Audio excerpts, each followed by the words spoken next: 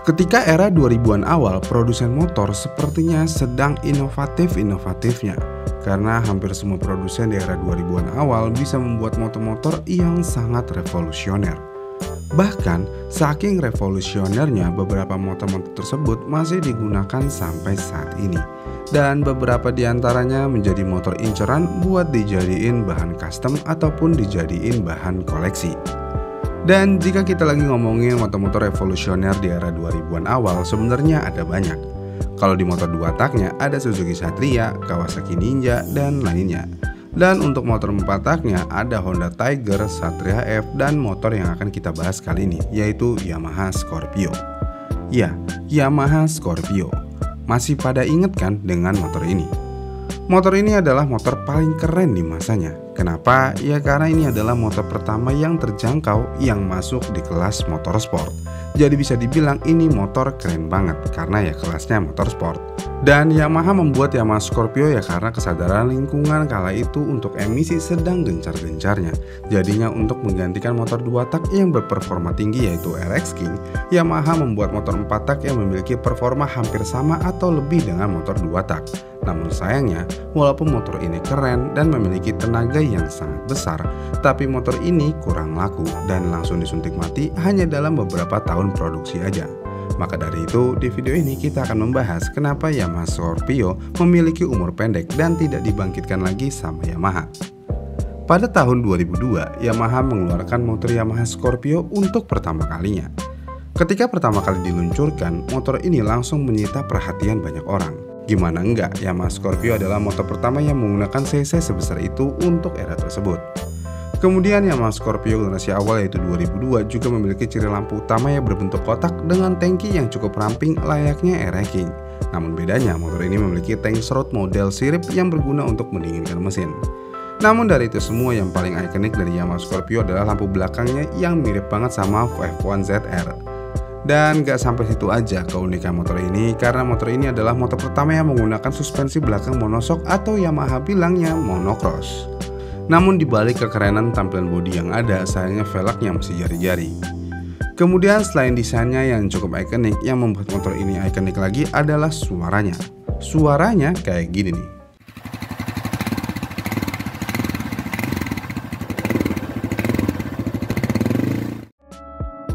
Gimana ya suaranya? Gurih dan laki banget suara di motor. Nggak bakal nemu di motor-motor sekarang, bahkan motor 250cc mono aja nggak memiliki suara kayak Scorpio. Kenapa suaranya bisa kayak gitu? Ya karena mesin motor ini berbasis dari enduro Yamaha Zero 225, yang berarti kapasitas mesinnya cukup besar, yaitu 223cc dengan tenaga 18,2 PS per 8000 rpm dan torsinya di 17,5 Nm di 6500 rpm. Dengan spesifikasi yang ada, motor ini memiliki suara yang khas dan padat banget. Tapi sayangnya, motor ini hanya diproduksi selama 2 tahun aja dan langsung digantikan oleh generasi baru Yamaha pada tahun 2005. Yang mana pada tahun 2005, Yamaha mengeluarkan generasi kedua dari Yamaha Scorpio dengan nama Scorpio Z. Nama Z digunakan oleh Yamaha, sebenarnya Z dilambangkan oleh Yamaha untuk kecepatan, karena Yamaha berhasil mendominasi balapan dengan motor Jupiter Z-nya. Jadi kalau ada motor kenceng, pasti namanya dikasih Z. Katanya sih ya gitu ya, tapi nggak tahu deh. Oh, belum tentu. Untuk di generasi kedua ini, lampu kotaknya udah hilang dan digantikan oleh lampu bulat. Selain lampunya, tangkinya juga diperbesar agar lebih terlihat maskulin. Dan kalau udah gede tangkinya, jadi nggak ada lagi tank serutnya. Untuk mesinnya ya kurang lebih masih sama. Kemudian setelah beberapa tahun diproduksi dan penjualannya terus menurun nih, akhirnya Yamaha putus asa dengan mengeluarkan generasi facelift maut. Di generasi terakhir Yamaha Scorpio Z, Yamaha ikut-ikutan tren desain headlamp berbentuk modern di segmen motorsport. Jadinya begini. Kata Yamaha sih kala itu kenapa dibikin begitu? Ya agar mirip Yamaha FZ8. Tapi kok ya jadi aneh. Selain itu Yamaha entah kenapa malah balikin tank strut di model ini. Selain itu model belakang motor ini juga kurang menarik dengan behel belakang yang berbentuk aneh. Jika dilihat keseluruhan dari garis depan sampai belakang, motor ini aneh pakai banget. Yang bikin anehnya lagi, motor ber-cc besar ini dan memiliki bodi besar, kaki-kakinya cungkring banget, kalah gede sama Yamaha Bison yang keluar di saat yang sama. Jadi dengan desain yang begini, walaupun sudah injeksi, motor ini tidak laku di pasaran dan bisa dibilang Yamaha Scorpio menjadi korban facelift maut Yamaha. Dengan penjualan yang jelek dan desain motornya yang jelek, Yamaha Scorpio akhirnya disuntik mati pada tahun 2014, yang berarti Yamaha Scorpio hanya memiliki umur sekitar 10 tahun aja. Ya cukup disayangkan, Yamaha punya tren kalau motornya kurang laku malah di facelift maut yang ujung-ujungnya malah disuntik mati. Pertanyaannya, kenapa Yamaha Scorpio nggak pernah merajai pasar alias kurang laku? Motor ini walaupun memiliki mesin yang keren, sebenarnya ini motor cukup banyak penyakitnya kala itu. Misalnya kaki-kakinya yang sering banget rusak, khususnya di bagian arm relay dan connection rod atau conrodnya, dan boss armnya sering ambles. Kenapa bisa? Ya karena ukurannya kekecilan. Kemudian faktor keduanya adalah walaupun motor ini memiliki cc yang besar, tapi motor ini bisa dibilang sangat lemot di bagian awalnya. Kenapa? Ya ini bisa terjadi karena masih pakai karburator yang menggunakan karet vakum, dan karet vakumnya gampang jebol. Nah kalau udah jebol gini, tarikan awalnya bakalan lemot banget. Selain itu harga karet vakum Scorpio juga cukup mahal. Makanya hal ini menjadi pertimbangan orang-orang sebelum membeli motor ini. Lalu selain karburator, kopling motor ini juga sering ngempos atau lemes. Kenapa bisa? Ya karena mesin motor ini cukup panas sehingga melemahkan komponen lainnya. Dan yang terakhir, tentu aja rentan overheat. Kenapa bisa rentan overheat? Ya tentu aja karena mesinnya yang sangat besar, yang mana sudah menggunakan sehat dengan ukuran 70 mm, tapi nggak punya sistem pendinginan seperti radiator atau oil cooler. Jadi benar-benar cuman ngandelin angin. Dan kelemahan-kelemahan inilah yang membuat Yamaha Scorpio kurang diminati kala itu.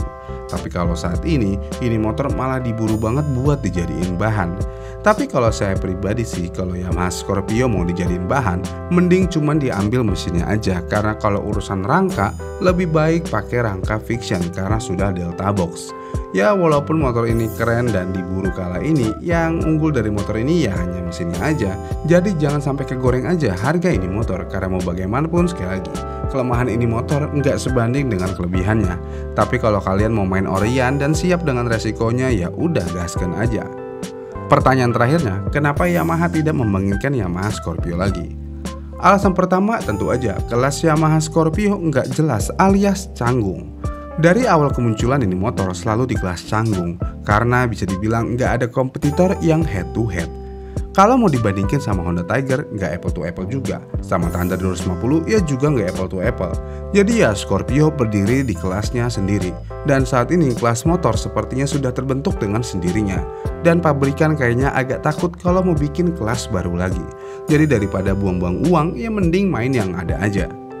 Kemudian selain itu, faktor lainnya adalah tentu aja Sport Naked tidak laku di Indonesia dengan beberapa alasan. Ya kalau mau tahu alasannya lebih detail, kalian bisa menonton video yang ini ya. Dan itulah Yamaha Scorpio, motor ikonik yang kurang laku dan tidak mungkin dibangkitkan oleh Yamaha. Bagaimana nih menurut kalian tentang Yamaha Scorpio ini? Komen di kolom komentar di bawah ya, dan sampai jumpa di video selanjutnya.